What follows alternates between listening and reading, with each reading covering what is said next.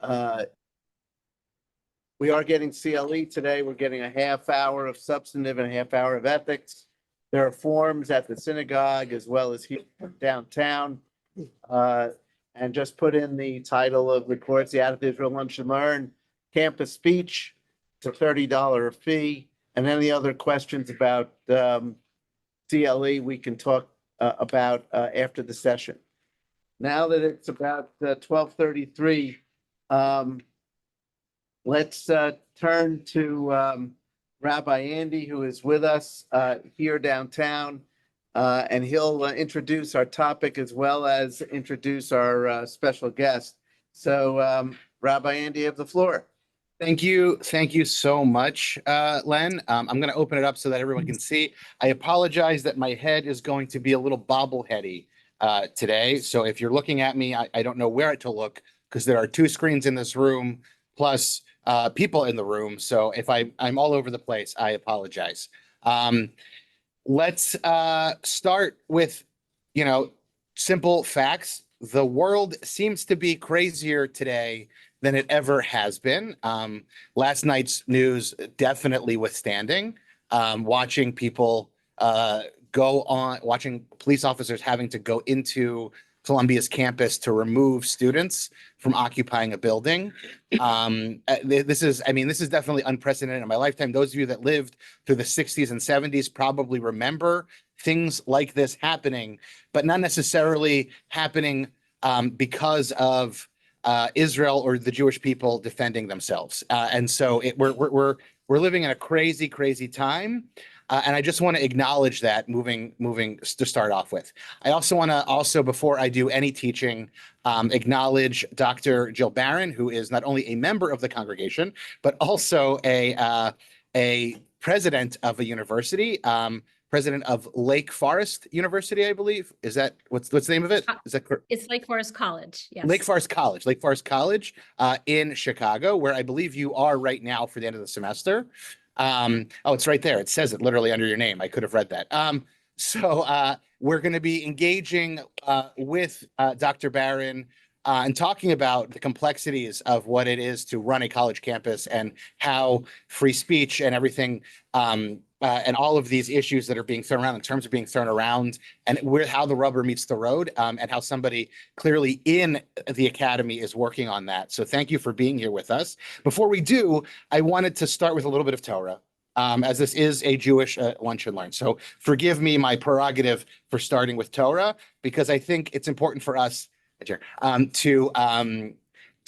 begin with a Jewish sort of background and setting. So we're going to quickly go through some sources so that we can then spend time substantively talking about this important and pressing and as Len said, timely as all heck topic at Kiddush on so give me a second. I just want to pull up my source sheet. I'm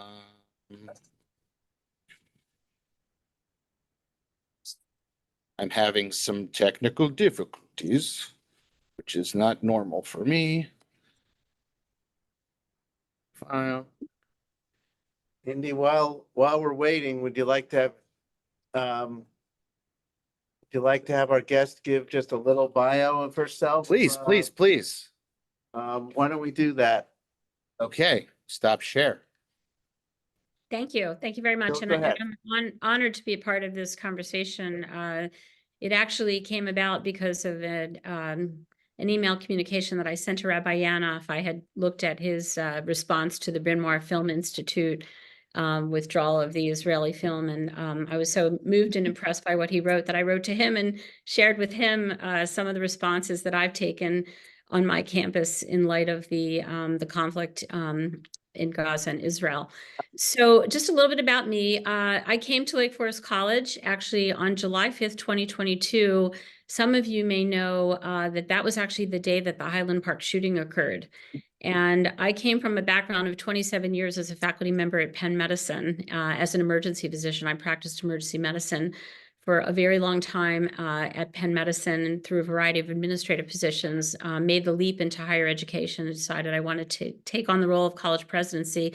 And that was my very first day on the job. So I think all of us realize that it is a one day at a time job that is raucous and uncertain and volatile and ambiguous and chaotic. But it really feels a lot like being in the emergency department. So I felt right at home. I'm nearly completing my second year at the college. Just for context, the college is 30 miles north of Chicago on the shores of Lake Michigan. It's a bucolic, beautiful campus. It's a small selective residential liberal arts college that was founded in 1857. I am the 14th president and the first woman president of the college. We have approximately 1,800 students, and our students hail from 49 states and 111 countries. 1 out of every 7 of our students is an international student. So we have a very pluralistic society on our college. It is a microcosm of the world. So we have many cultures and opinions and religions and viewpoints that are represented. We have 500 student athletes. We have a small amount of Greek life, but our student body is very diverse, very interesting, and as I said, hails from all the different corners of the United States and the world. And again, we're very fundamentally liberal arts education with access to Chicago. So we have a lot of interesting signature programs and curriculum that kind of dovetails into that. So I'll stop there. Thank you, Jill. Thank you so much, Jill. And in the true liberal arts vein, let's look at some primary sources. So we're going to start at the very, very beginning because that is a very good place to start. Would someone like to read from the book of Genesis? Now I can see everyone online. Yeah. Somebody is not I'm very muted. stressed by her. Like, Yeah. today was bad. Like, Who's the not screaming muted? No for 45 minutes was like, Sherry, you're not muted. We can hear you. Okay, great. Okay. Would someone like to read from Genesis 1? Mitchell, because you're looking at me. And God said, let us make man in our image after our likeness. They shall rule the fish of the sea and the birds of the sky, the cattle, the whole earth, and all the creeping things that creep on earth. So what is the takeaway that we get from this one verse? We're all made in God's image. We're made in God's image, right? That God, we were made in Selim El B'Tselem in God's image, and that carries something with it. What carries? What does that carry with it? Power. There is power in being made in God's image, and I would venture even responsibility, right? Because not only with, like we learned in Spider-Man, with great power comes great responsibility. Okay. And Sforno, the Italian commentator, picks up on this and in fact contrasts that with the role of the angels, which if people just walked in, there's plenty of source sheets around. Would somebody maybe in person at Out of Israel like to read? Sue Reed. What? Sue Reed, he said. Oh, okay. The next one. I don't know how to say that first word, but to Acting intelligently like the angels. Admotena, acting intelligently like the angels, though from free choice, not like the angels who act under divine compulsion. In this respect, though the angels are celestial beings, they do not resemble man. In this respect, man is a little more like God himself than are the angels, though our habitat is lower regions of the universe. The principal difference between God's total freedom of action and that of man's is that God's freedom of action is always put to a constructive use, whereas man frequently abuses his God-given freedom to oppose the expressed will of his creator. At any rate, not being hampered by the limitations imposed by having a body, the qualitative freedom of God is far superior to that of man. And this is why the Torah uses the comparative. Kidmuto, kidmutenu, which means in our image, like Okay. in our image. Thank you. To show that the comparison is limited. Okay, so what is Sforno coming to tell us right here about that verse in Genesis?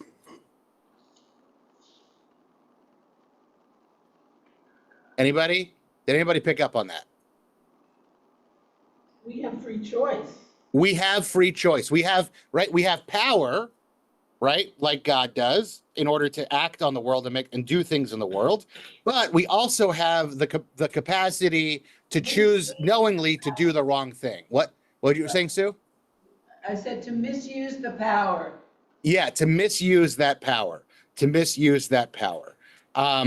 We have the capacity to, unlike the angels, of course, who have no free will, according to Jewish tradition. The angels are sort of stuck to do whatever God tells them to do.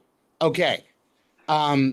Clearly, we're talking about what's going on college campuses today, everyone who is exercising their free will to do what they want has the capacity to do whatever they want. Although we might even argue that some of the people that are caught up in this are sort of caught up in it, right? They're sort of caught up in the hubbub of what's going on. So is that free will? Is that not free will? That's an interesting question for us to ask ourselves. Okay, keep going. Who wants to read Pirkei Avot 115? Somebody online, just online. I'll read it. Please. Shammai says, make your Torah permanent, say little and do much, and receive every person with a pleasant countenance. So we've established that people and their actions can have a real impact on the world, and that's actually by design, according to God, according to Jewish religion, Jewish faith, that we can have a profound impact on the world and the world around us. What's more, Shammai is saying, right, we should, in fact, not use our words so much, but actually communicate to the world through what? Action. Through how we go through the world. Right? How we go through the world actually matters tremendously, as opposed to just saying things. So Shammai is also known for being a curmudgeon and not a very nice person. But he was a great teacher of Torah. And it's ironic somewhat that he says, receive every person with a pleasant countenance. What does that mean? Smile at everybody you meet, right? Be a friendly, chipper person. Don't be intentionally argumentative, which I think is under the adage that every rabbi needs to give the sermon that they themselves need to hear. Which is to say that Shammai was not necessarily the nicest guy. But he's saying we should be careful with our words and not say too much and actually go and do the things that matter in the world, right? Why do you think he's saying that? Why would he say that we should say little but do more?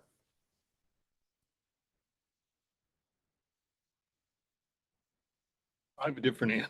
Please go for it. Go He for it. wanted to foreshadow what Teddy Roosevelt was saying. Which is Speak softly and carry a big stick. speak softly and carry a big stick. Okay, so clearly, there is a story with Shammai beating somebody with a stick. So maybe it is exactly that. It's exactly that. But its actions are more important than words. Actions are more Get important. out there and do things. Go out there and do things, right? Which is actually a tension in rabbinic narrative, is whether or not ideas or actions are more important. There's a tension there, whether or not just because rabbinic society is made up of people who are academics and are big thinkers and like to sit there and think about big things. And it's a lot cozier to just sit in the academy and not actually do anything in the world and to just think about it. So the rabbis actually argue about it in this next text. So would somebody like to read this next text about arguing about this? Somebody, we did somebody online, we did somebody next, it's in person. Who wants to read in person here? I'll read it. Please, Michael. Kiddushin 40b. Rabbi Tarfon and the elders were once reclining in the upper story of Nitzah's house in Lydda when this question was raised before them. Is study greater or practice? That's the question. Is it more important that we sit in the academy and have good ideas or actually go out and work on those ideas in the world around us? Okay. Rabbi Tarfon answered saying practice is greater. Rabbi Akiva answered saying study is great for it leads to practice. Okay, so Rabbi Tarfon says practice is more important, that actually going out in the world is more important. But Rabbi Akiva says, aha. What does he say? Study is great for it leads to practice. Study is great because it leads to practice, because encountering ideas in its ideal sense would lead people to act in the world around them, right? And to change the way they go through the world. Okay, so then they all answer. And said study is greater for it leads to action. Now, what if the ideas they're learning are pernicious? Pernicious action. You get bad action, right? How do you know how to act without studying first? Exactly. How do you, and this is, it's actually, people who study human behavior are actually keen on this, is that that's how children learn how to go through the world. They actually study the way that their parents and caregivers go through the world, and they emulate that, and they play act at that, and they practice that. That's why my 4-year-old loves typing on his little cash register saying, I'm sending emails, right? Because that's what mommy and daddy do when they were typing on their computers. So actually study leads and changes the way, and what we study and how we study and what we're studying and telling people actually changes the way that people go through the world. However, Yes. the passage ignores the propensity for some people to get so lost in study that they never lift a finger. You are correct. You are correct. And in fact, there's a whole genre of rabbinic literature in which they talk about the lust of study. Literally, they almost sexualize the allure of going and staying in the Beit Midrash, because they compare study to these men who abandoned their wives for decades, right? We're talking about people who stay in the Beit Midrash for 24 years and then get lost on their way home because the roads get lost, and their grandchildren are called by, or their children are called by their parents' names because they weren't there to raise their kids. They abandoned their families for the sake of academia. So you're correct. Sometimes ideas themselves and getting lost in it is a sin in and of itself. You're correct. I know this is supposed to get to campus and free speech. Yeah. This is screaming at me that this is part of the debate of the Orthodox being exempt from military service. So I think that is a great point that we are not going to touch. Right? That is an awesome point, and I'm with you. And I would love to have a cup of coffee and talk about that, or maybe even have a different lunch and learn about that, because we'll get to Jill in a minute. But you are correct. I think that you are correct there. Yeah. It also conflicts to some extent with modern psychological theory, but posits that actions that people take can have a profound influence on their attitudes. Yeah.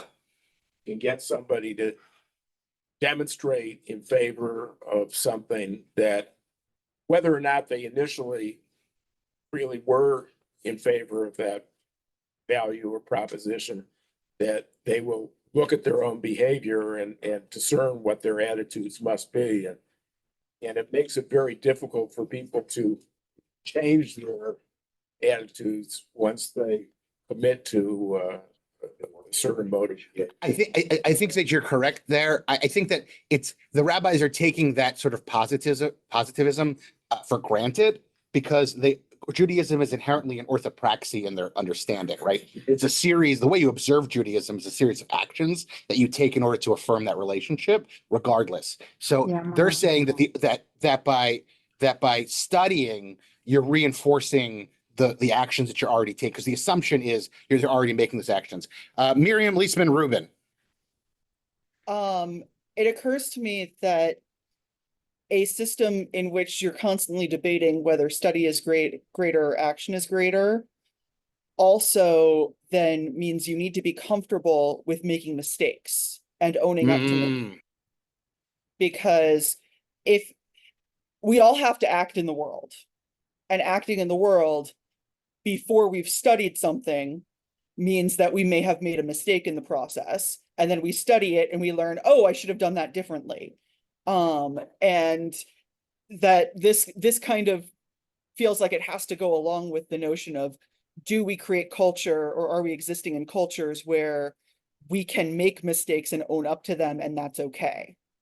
So I think you're right there. And Judaism actually has a baked in mechanism for that. It's called tshuva, right? To own a mistake and then to sort of make that mistake part of your narrative, right? And to make it a core piece of who you are and then move through it as opposed to letting it define you. Yeah, Michael. But as a practical matter, that admitting that you made a mistake after you've already taken an action requires a certain level of maturity and Self-awareness, yeah. right, right, self-awareness. And once you've sort of dug in, and this is sort of directly applicable to what's going on the campuses right now, do we really think that people who have been involved in these hateful protests are going to suddenly turn around and say, well, I know I like camped out on a campus for weeks or whatever, and the people around me were shouting anti-Semitic slogans. But you know what? I was wrong. Everything I did was wrong. It is painful to admit that you've done something harmful and wrong. And so how likely is it that that would happen?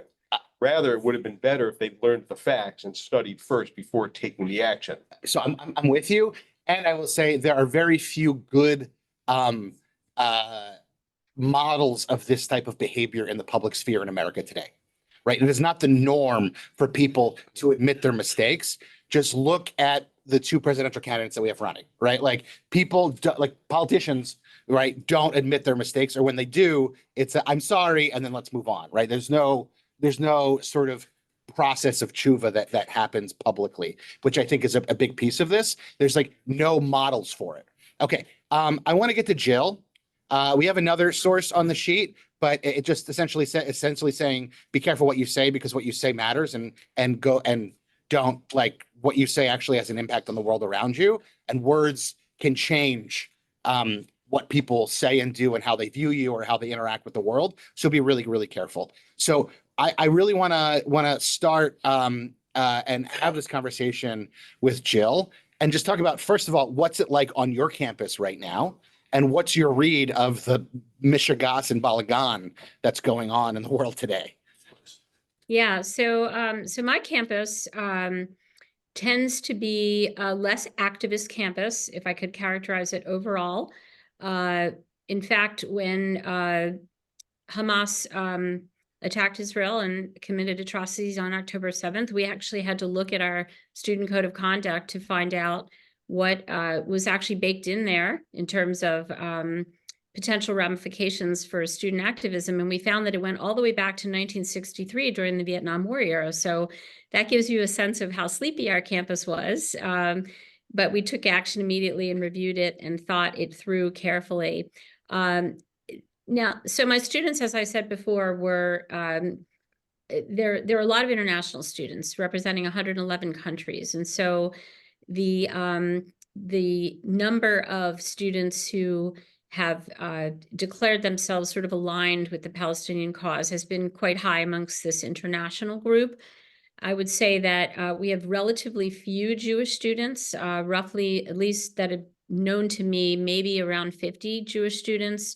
We have a chapter of Hillel with officers of the chapter who are in contact with the Chicago Metro Hillel. We have support from the Hillel rabbi who oversees the Metro Hillel group, as well as the director of community outreach and engagement. And they frequently come to campus. In fact, I had Shabbat dinner with them last week, right before Pesach.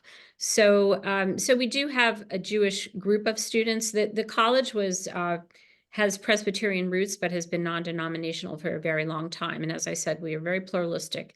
So we do have an international contingency that I think has about 5 students who identify as Palestinian. We have students from other predominantly Muslim countries. We have students from Africa, from Europe, from South America. They do tend to stand in solidarity with each other. And one of the things that we've encountered regarding any cause, really, not just the war in Gaza, but they tend to listen partially and not listen with deep understanding. And reactions tend to occur to soothe themselves emotionally in the short term, and that often can cause long-term pain in terms of how that sets up difficulties in relationships with not only other students, but other campus constituents. We have a student from Israel who actually is one of our star soccer players, and he's been very outspoken and very much oftentimes a lone actor in sort of a counter-protest fashion. There are some allies, and he comes to nearly every Hillel gathering that we have. And he has a large Israeli flag that whenever he hears that there's going to be a pro-Gaza or pro-Palestinian demonstration, he counter-protests, and he does get some support, but it's relatively low in terms of numbers, whereas I would say the international students and other sympathetic students line up, with the Palestinian students and other students from other Muslim countries. But in terms of the level of activism, we've had some, since October, we've had some tabling events. Students can put up signs, they can speak to their cause, represent their views passionately. They can ask for permission to obtain a PA system. All of it is highly regulated by student affairs. So they can't just do it on their own. They have to come and ask permission. There is something called time, place, and manner, which dictates the rules, governs the rules of protests on campus. We're very thankful we have that, and we review it consistently, and it gives us some control. I think the real ingredient that has managed to keep our campus, knock on wood right now, safe is from larger demonstration is the fact that our student affairs professionals are highly engaged in conversation with students. And as we've seen on other campuses, where this has often broken down is when the engagement didn't happen at the beginning. Now, I will admit my students haven't called for divestiture. They haven't called for really much of anything other than just sort of standing in solidarity with their counterparts across the country.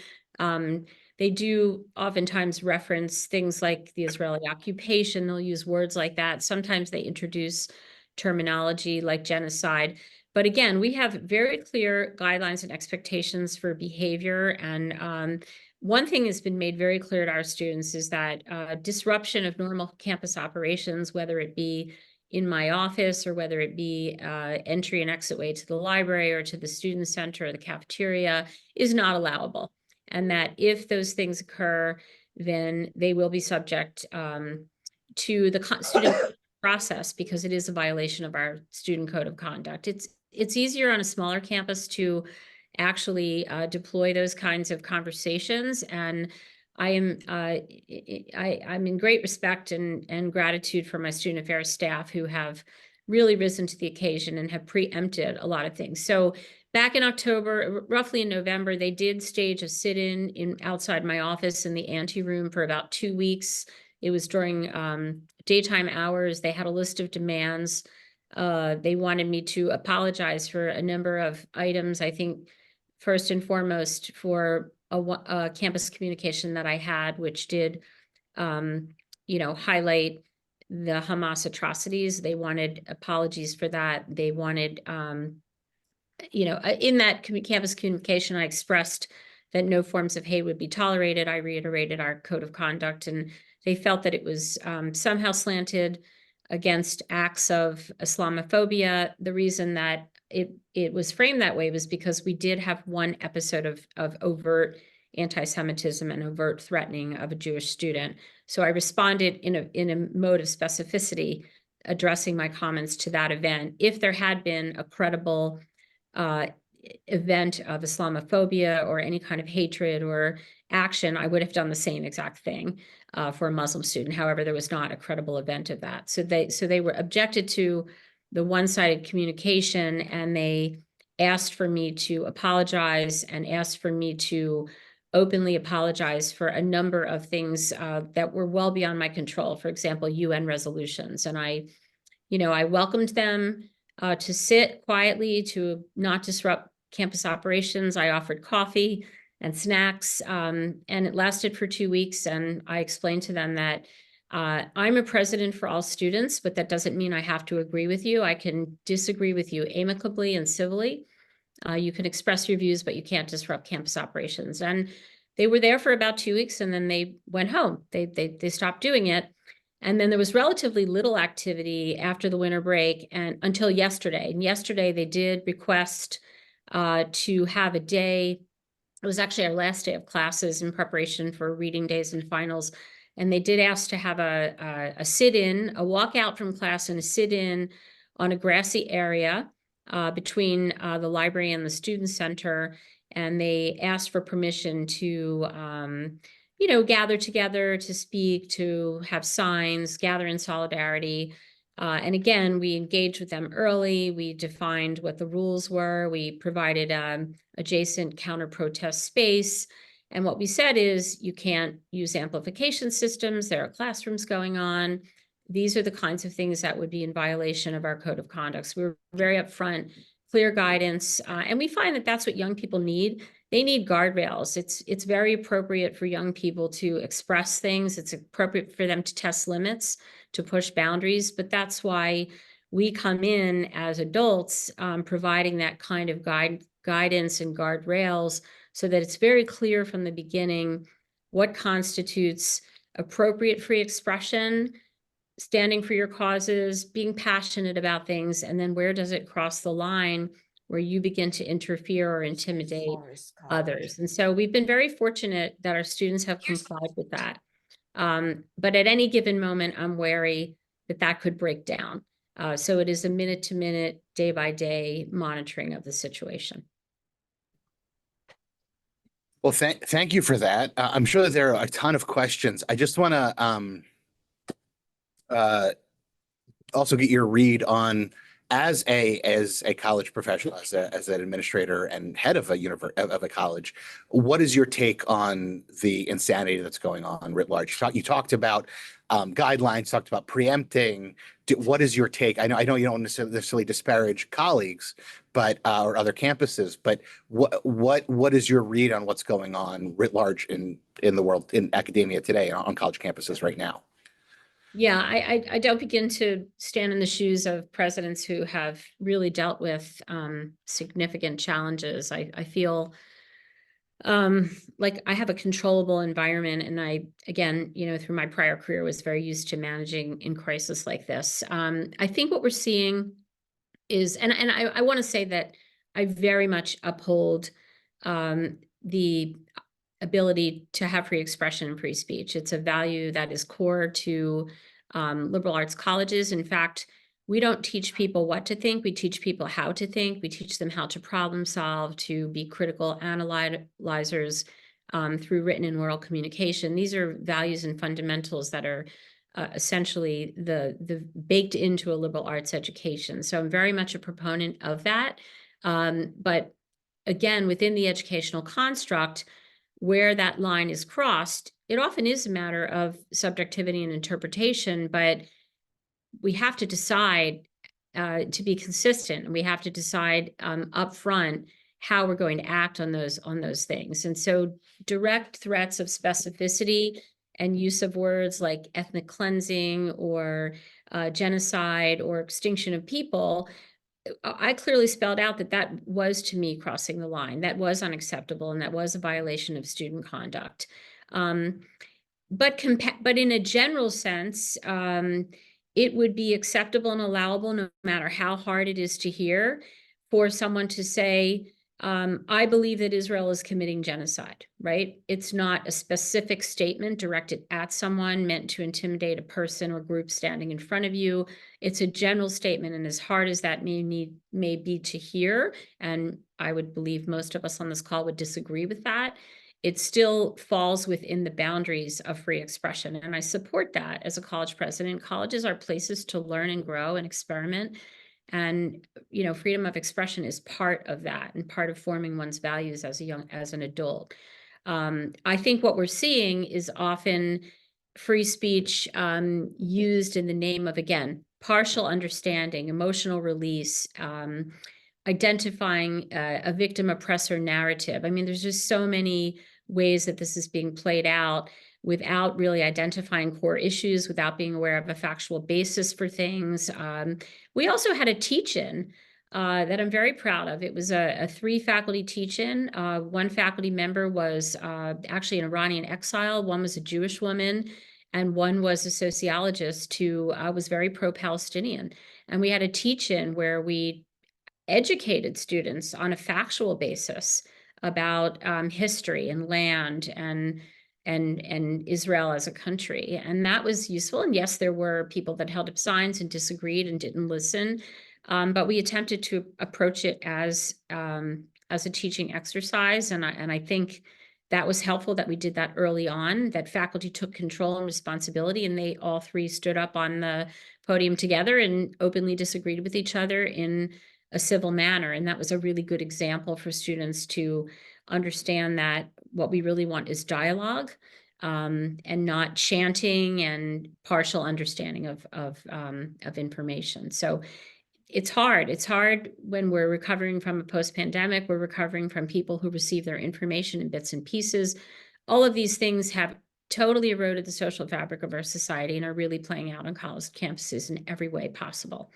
You know, and then I would say, Rabbi Markowitz, to answer your question directly, some of this is non-engagement with students. Some of this is administrations who have decided on a course of action, and then when they see it doesn't play out the way they expected, they have no choice but to use an escalation procedure, and that's just not being received well. And, you know, again, I don't begin to stand in the shoes of people making those decisions when their campuses are so hot. But I think a lot of preemptive work can be done by engaging with students and letting them talk and share what their concerns are. If only dialogue were the norm in society writ large as well. Yes, clearly it's a mirror for Yeah. what's happening in our political landscape for actually now almost, I would say, a decade. Yeah. It's a shame. We do have a question. Susan Stone actually wrote, is your faculty divided in the current situation? I think you alluded to that, but how is your faculty interacting with the issue and the current climate? Yeah, so one of the other benefits, again, of being in a small residential liberal arts college is that students have incredible access to faculty, and the faculty-student relationships are formed during even the enrollment process early in freshman year. And you know, we have class sizes of 10 to 12 individuals. So faculty become intense mentors and career advisors and guides. And so students do look to them in many respects to manage some of their emotional issues and issues that go beyond academia and the classroom. So they are more than just academic advisors. And there are faculty who have been relatively overt around what they believe in and what they stand for. And, you know, that's a difficult thing to navigate because we have students who then feel uncomfortable in that classroom. And faculty insist that that's part of their academic freedoms to be able to, they themselves declare what their opinions are on things, and that the college has no right to regulate that. And you know, sometimes that is also a partial interpretation of academic freedom, when academic freedom also comes with responsibilities, not just rights. So we have to do the difficult job of talking to faculty and explaining that, you know, that some students may find that off-putting, but we don't police it and regulate it. Faculty have Instagram accounts, and I get sent snapshots all the time of what they're posting, standing in solidarity with certain students. We had a faculty member walk over to the protest yesterday. It was not an encampment, it was a protest. And we had faculty that walked over there and said, you know, words of encouragement. But, you know, these faculty members do have the right to also say that. So I wouldn't call them divided.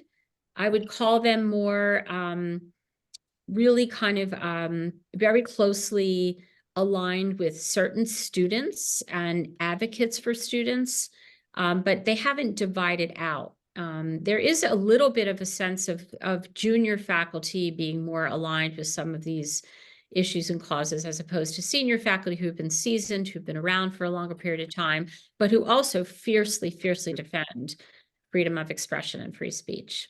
So it's a mixture, just like anything else. Liberal arts college faculty do tend to be more on the liberal side. So we do see in much the same demographic distribution that we see, for example, among like the Democratic Party. We're seeing some of that play out amongst the 120 or so full-time faculty that we have. I'm conscious of time. Does anybody here in the room have a question? Yeah, Yeah, please. I'm curious about the DEI bureaucracy and programs at the college and what impact you think those are having on the treatment of these issues and Jews on campus. That's an excellent question. And this is the way that I often like to answer this question. I distinguish between capital DEI and small DEI, small letter DEI. Small letter DEI is actually what all of us want. We want diversity of thought, opinion, age, any kind of characteristic that one could name. We want that going on. We want that in conversation. It makes our organizations stronger. It's very important to represent voices that may have been previously underserved or marginalized in our society, including Jewish people. So that kind of DEI, I think, is exceedingly important. And it's unfortunately what we're not seeing. What we're seeing instead is capital DEI, which is often architecture or structure within colleges, universities, corporations that have created titles and positions that are meant to do, I think, the good work of small DEI, but often get co-opted by other issues. And so we've seen kind of a strong effort in that direction to establish those kinds of structures, much in the wake of social justice movements in the pandemic. And now we're seeing a pendulum swing to the opposite direction, where many corporations, colleges, sometimes located in states which have actually governmental regulations against these offices, we see a backlash and these offices and structures actually being taken down. At Lake Forest College, we were a little sleepier and we didn't actually have that infrastructure in place. What we did have was some faculty and staff working groups that were urging me as the new president to make hires in that direction. And I came in and I said, let's be more thoughtful about the activity that we want to really do and how are we serving our student population. We do have an Office of Intercultural Relations. We had something called an Intercultural Advisory Group that was comprised of faculty, students, and staff that was meant to promote dialogue. We now have a President's DEIB Council, but all of these structures are meant to inform, to look at data, to help us make strategic decisions about how we promote belonging on our campus, largely without just focusing on one group or two, and just focusing on, again, that thing that we all see all the time is DEI work tends to be a lot focused on the victim oppressor narrative, which I don't think really accomplishes its purpose. And I think has been unfortunately co-opted by that and has not had a chance to take root in a good way on campuses. So we were a little sleepy, we were a little behind the times, but I think actually it served us well because we now have an opportunity to think about it in a way that I would like to see it happen, which is to really do the good work that's necessary and to be representative of all forms of diversity, particularly diversity of thought and opinion. We have two questions sent in from the chat. One from Lester Chaffetz, who asks, does your school have a restrictive speech code? And then one from Ned's iPad, which I don't think actually sent it. I think Ned sent it. Two questions. Did you see the Wall Street Journal report that certain Middle Eastern donors gave some money to elite American universities? Such money was hidden on the balance sheet and came with a quid pro quo of recruiting students from Arab countries. Do you think there's truth to this? I think that's an interesting question, but I also don't know if that's within your purview. So I want to just, if you could respond to Lester and maybe a nod to Ned as well. Yeah, I'd be happy to. So we don't have a restrictive speech code. It is in our mission statement that we uphold the values of free expression.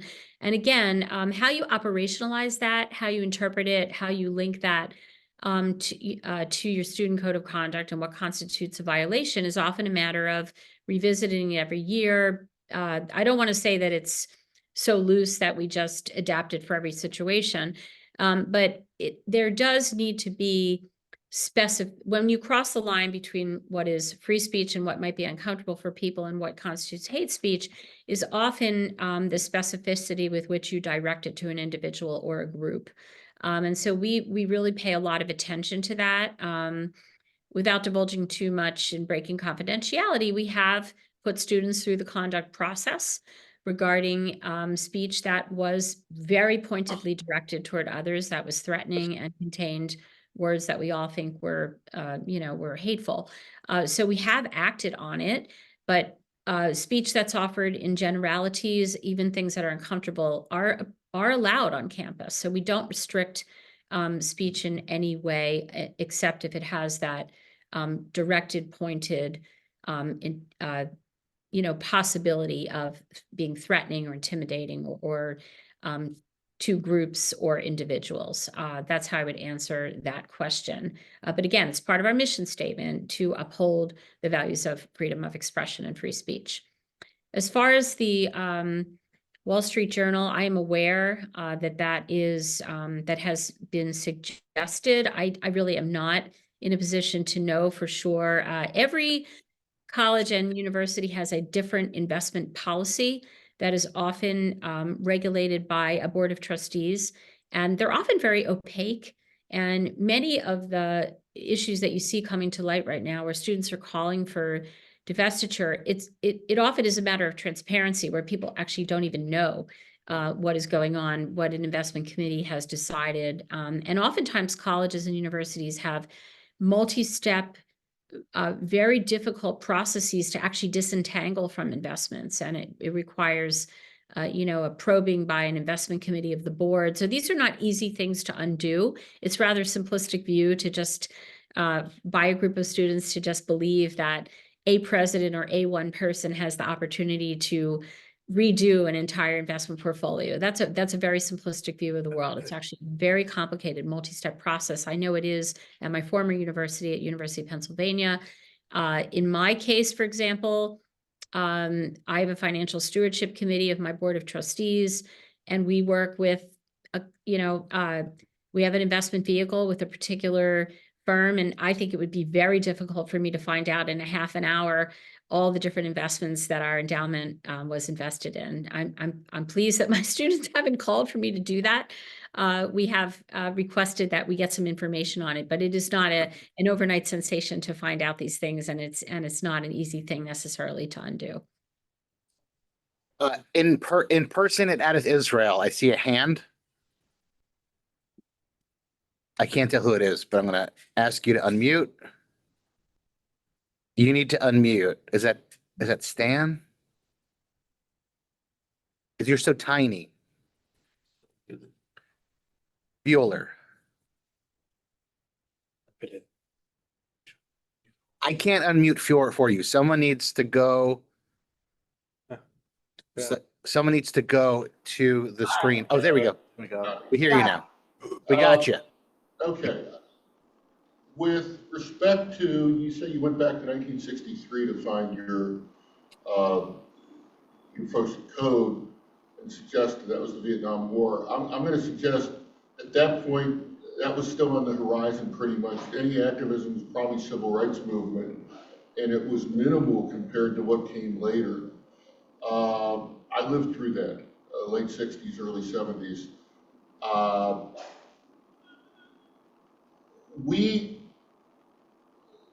The guys were at risk of being drafted, and we were being drafted, and our friends were being drafted, and some of them didn't come back. There was a reason that a lot of campus activism was happening because of the Vietnam War, and it was understandable at the time. I can't fathom why the Gaza issue has caught the attention of college students today. It's not quite the same as, they're making all these comparisons to the 60s. It's not quite the same. Any idea why? Well, I think you're exactly right. I think there are some striking differences. I was a child during that time, was aware of it going on, but I wasn't, at a college or thinking at it in that respect. Our code of conduct, I didn't mean to imply that it had never been looked at. It was just that particular section of our student handbook hadn't actually been revised since 1963. Which it's just a little bit of humor to say that our campus is not necessarily an activist campus, because there are plenty of other times in that, 40 or 50-year period where there were many things that were happening on college campuses that people were demonstrating over, and people tend to forget them. People have short memories, but there are many, many, decades and eras and events that have caused protests. This one is, I think, particularly, higher level than, and may be more equated to Vietnam, particularly because it's happening at Columbia, which is the center of both of those time periods. I do think there is some tie to this idea of people lining up about victims and oppressors. I do think that that is part of the narrative here. And so it's just an opportunity to get excited about that, if you will. You're right. I'm puzzled also why, what is the local connection to why people are so invested in something that's happening so far away. So for example, we have, as I told you, about 5 Palestinian students. So why would it be of such interest to our campus? But as I said, again, there are many international students from many other countries who are sort of lining up in allyship and sympathy for this. We have a large, in the Chicagoland region, we have a large Ukrainian population, for example. So one would think that the war in Ukraine would actually occupy much more interest to our local community because of the tie to that. But that doesn't seem to be at the same level. So I'm not a historian, and I don't know why this has, only time will tell as we look back, why this was such a catalyst or a spark. But it is, and it's extraordinarily contagious, and it's highly intense. So that's one theory I had, but I don't actually begin to understand exactly. Part of it, a lot of people are writing opinion pieces. Actually, if you ever watch CNN, Fareed Zakaria, who's really a brilliant commentator, did a very nice piece on the disruption again of our social fabric, the decay of people being able to be in community with each other, speaking to one another. And he sees this as a post-pandemic phenomenon that has indeed contributed to this elevated level of reaction. And it's a lower and lower threshold to have that level of reaction, because people seem to require immediate emotional attention, but forget about what that long-term damage can be in relationships. And so he did describe that. I think it was actually last Sunday. It's a really excellent commentary that he offered. He's a Yale graduate, an incredible intellectual, and he really did interpret it in large part due to this erosion of our social fabric. But again, that's his opinion. Michael. You talked a bit about the involvement of the students themselves on your campus. Have you seen any evidence of people coming onto campus from outside who are not actually members of the university community who are participating in the protests? Not on our campus. I would say that we have very, very open, free boundaries on our campus. As I said, we have a magnificent bucolic campus that's on the shores of Lake Michigan, and we're centered in the town of Lake Forest, or the city of Lake Forest, which is a incredibly beautiful and very affluent town. And the college does care for the city does care very much for the college, and we have board members that have no other affiliation to the college other than the fact that they live in the city of Lake Forest. So we haven't seen that. Certainly we've seen that, I think, on other campuses. Northwestern, I think, experienced that. They're about 18 miles south of where we are. We've seen it at UCLA. We've heard about it, I think, on other campuses, but fortunately we have not experienced that. And we don't have locked gates. We don't have fences, perimeters. We don't even really have a town gown mentality here. We're very, very fortunate. That does not exist everywhere.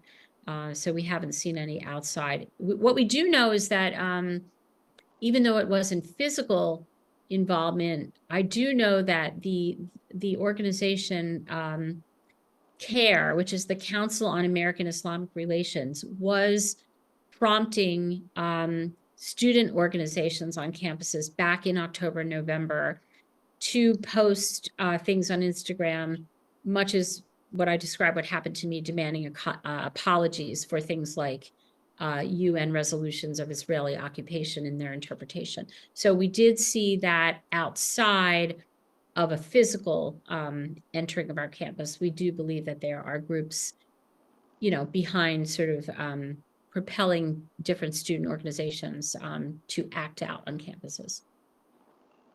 To that point, Susan Barron Pearson has a question for you. From I a said college, her.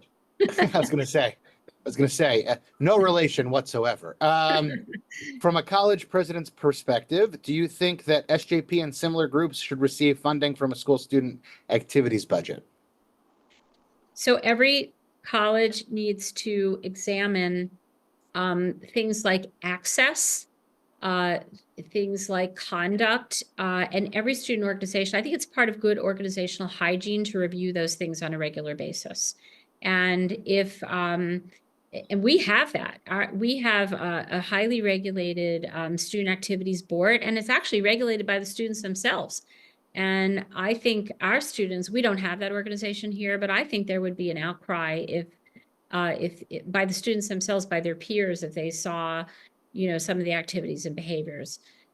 So again, it would be in line with the mission and values of college to evaluate and interpret the activities of those organizations, because they are often crossing the line and propelling activities and behaviors that I would consider crossing the line, just as I spoke about specificity toward individuals or groups that were hateful or intimidating, I believe would be in violation of our student code of conduct. So if that were the case, they would be given a fair due diligence examination. If they were found to be that in violation, their funding would be retracted.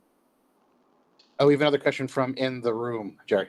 So I have a question for Jill, but then afterwards I would like to report on the meeting that had occurred at Hart Zion this morning. Okay. For a minute. But Jill, you have Board of Trustees, you mentioned it a couple times. Have they addressed this issue at a Board of Trustees level and asked you or instructed you with respect to how you should behave in this area? Oh, that's such an excellent question. And good principles of board governance are such that they're fiduciaries of my college, and they hire me as their chief executive. They have one employee, and they entrust in me the execution of the daily operations of the college to carry that out within the confines of our mission and our articles of incorporation and our principles. So they don't come in and micromanage things that happen on a regular basis. But that being said, I am in regular conversation, and my board members are made up of diverse individuals that have different viewpoints, different political affiliations. They have been very supportive of my leadership decisions. Some of them have been personally supportive of me, knowing that I'm a Jew.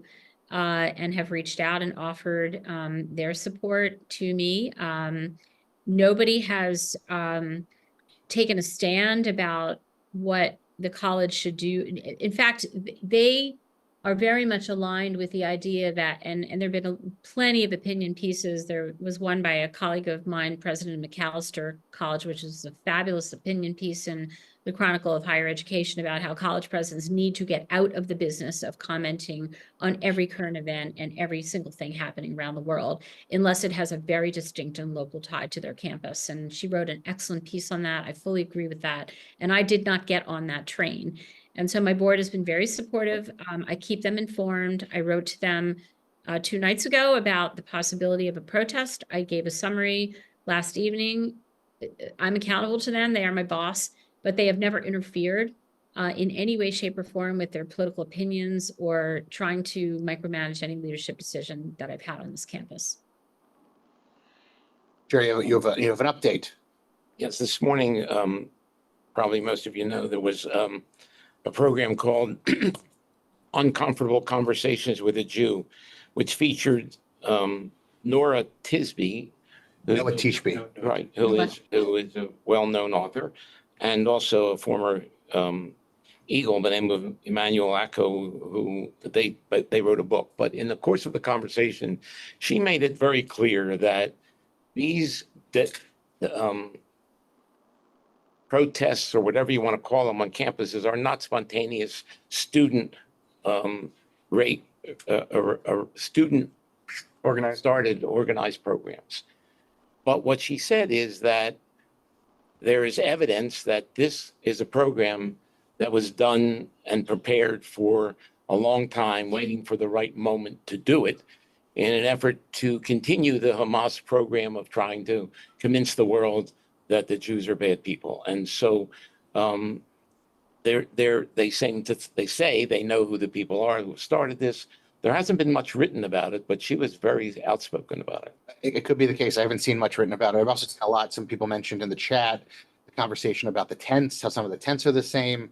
I happen to have gone on Amazon to see if I could find the tent. I just typed in tent, and it was the first and cheapest tent on there. So I'm not sure if there's a big conspiracy there, but because if I'm a college student and I want to buy a tent, I'm going to buy the cheapest one that's going to get delivered to my dorm, which is that one, that green tent. So But a very high proportion of the rest at Columbia, I believe, were non-students. There's a big And piece of I it. think we're going to get a lot more information as more and more arrests come out, and there's a lot of money behind. I'm sure. Just like there's a lot of money behind Israel stuff too. I think that there's a lot of that. There are lots of interests and lots of hands in this. So I don't want to perpetuate anything that can't be substantiated, if that makes any sense. Right. I'm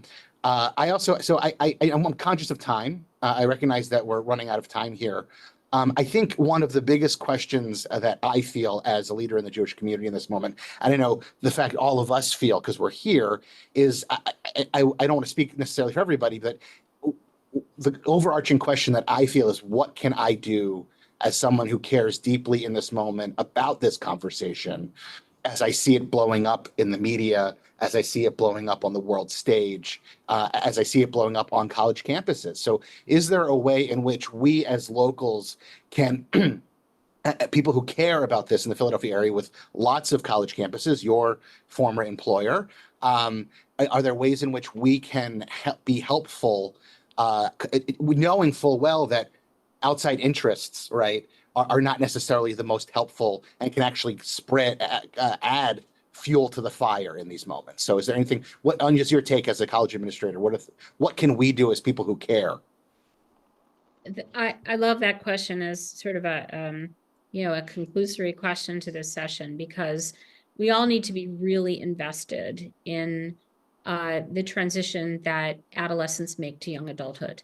And we need to be invested as parents, mentors, aunts and uncles, grandparents, community leaders, religious leaders, in helping them to find an appropriate outlet. We need to be role models. So we need to think about our own behavior when we immediately attribute motives to someone's statements or speech. Suspend your response, think before you speak, think about, you may have a strong, passionate opinion about something, and that's perfectly appropriate, but think about the way it's coming out. Think about attributing, motives to people that you don't know well. Listen to understand, not just to reaffirm what you want to hear. And I think the more we can role model this for young people, this generation is in trouble in terms of having guidance and mentorship. They experience the world very differently, and they also have a lot to give to our world. So the more that we can be in service to them, that's why I went into this business. I get great joy around walking around my campus and speaking to students. And I mean, I know Rabbi Markowitz, you're very involved with young people, and I'm sure many of the people on the call are, but that's where we need to be. We need to be engaging rather than demonizing and pointing the fingers. We need to be guiding, letting them test things, but we need to be a grounding force. They desperately need it. They desperately want it. And yes, all these other things might be happening, and I don't know the credibility of, things on Amazon. I don't know any of that, but in ways that we can, interacting with young people and being invested in them, I think really helps to create a generation that isn't as likely to be pulled into these things. That if in the vacuum, somebody else is going to step in, right? And that is often what we see, and we have forums to do it. particularly in social media. We have forums for this that make it really easy. So we have to work. I sound like kind of old when I say all this, but I've seen it happen. I've seen it work, and I've seen where bringing together people in a social sense, providing those outlets, providing those forums, providing that guidance makes a huge difference in the way young people can handle a lot of these challenging emotional narratives and things they're encountering in the world that they cannot make sense of. What you're saying is we should all get on TikTok. That's what I'm hearing. No. Watch, you know what? You can watch TikTok videos with people, and you Yeah. can have a dialogue about it, rather than just saying TikTok is horrible. You know, I mean, that's such an easy way to dismiss a technology or dismiss something that is considered valuable to that generation. That just sets up a, you know, not a relationship. And I think engaging with them to understand, you know, what it is that they find good about those things, that's an important thing to do. Well, I think you're right. I think relationship ultimately is the currency that's going to save us, if anything is going to save us in this moment, because relationship it implies trust on some level, and that's the currency that we need in order to create spaces for dialogue and spaces for uncomfortable truths and to push and to be pushed back. So thank you for engaging in that holy work. I'm sorry that a lot of people commented in the chat while we were talking. So I apologize. I didn't get to all of the comments. I wasn't clear that all of the comments were questions. But thank you, Dr. Barron, for being here and doing this. Thank you everybody for showing up. And know that from the Jewish tradition, our words have power, and we have power, and we should learn in order to do good in this world. And so thank you, Jill, for helping to prepare tomorrow's generation, the next generation, do good in this world. My pleasure. Thank you for inviting me. Thank you. Thank you. Thank you, Jill. Thank you. If you could collect those in person at Addis, make sure to collect your little sheets and give them to Rachel. We'll do that. I was trying to, my wife was president of the college. I think He stayed in one place and she flew back and forth. Marcia, Memorial Day weekend, are there gonna be Torah readings? Is there a bar mitzvah or anything?